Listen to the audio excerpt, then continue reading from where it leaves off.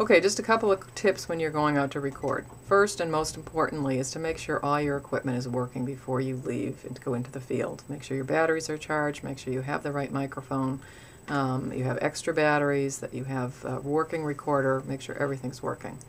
I suggest that you control the microphone, do not give it to the interviewee. I think it gives you a little more control over the interview, and you can put the mic where you want it, close to their mouth. My tips are to put the microphone about 6 inches away from the chin and a little off to the side. You don't want to put the microphone inside somebody's mouth because you'll get a lot of implosions and popped peas, which you don't want.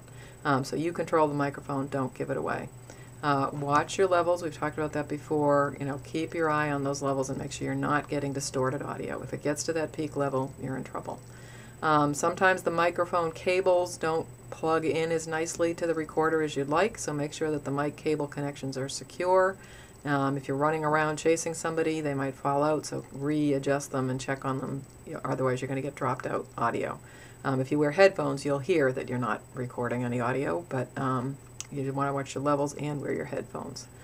Mic handling, a lot of times you'll hear the hand on the recorder or on the mic cables. Try to hold it solidly and securely and calmly. Don't keep flipping it around because you're going to end up with a lot of extraneous audio. Keep your mouth silent. When you're interviewing somebody, people tend to say, uh-huh, mm-hmm, oh yeah, sure. All of that is married to the interview. You want to avoid that. So keep your mouth silent. Don't chew gum. Don't smack your lips. Just say, nod your head politely. Think about the location you're recording in. If it's really noisy, you might want to bring the person to around the corner to a little bit of a quieter space. Or if it's very windy, you might want to put your back against the wind and have the microphone between you and the person you're talking to so that you create a windshield against the wind. But think about the location. Sometimes electronics can give you buzzes in the audio from a bad light or a computer. If you hear a buzz in the audio, you may want to move out of that room to another room.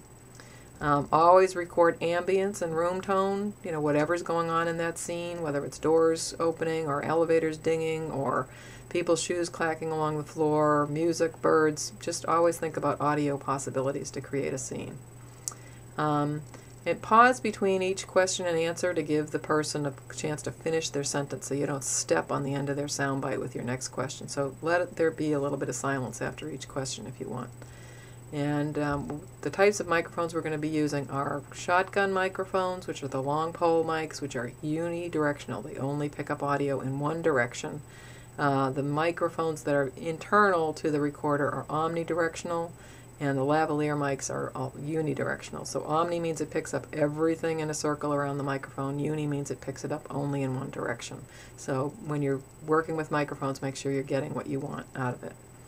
Wear headphones, that's always a good safety tip, and avoid that pause button. If you accidentally hit the pause button and it's flashing red, it means you're not recording. So if it looks red, make sure it's solid red. And one other tip on these particular recorders, there's an FX button on the front of the recorder that can distort your audio and put a sound effects verb onto your vibration onto your audio, and you don't want that. So make sure the FX button is off.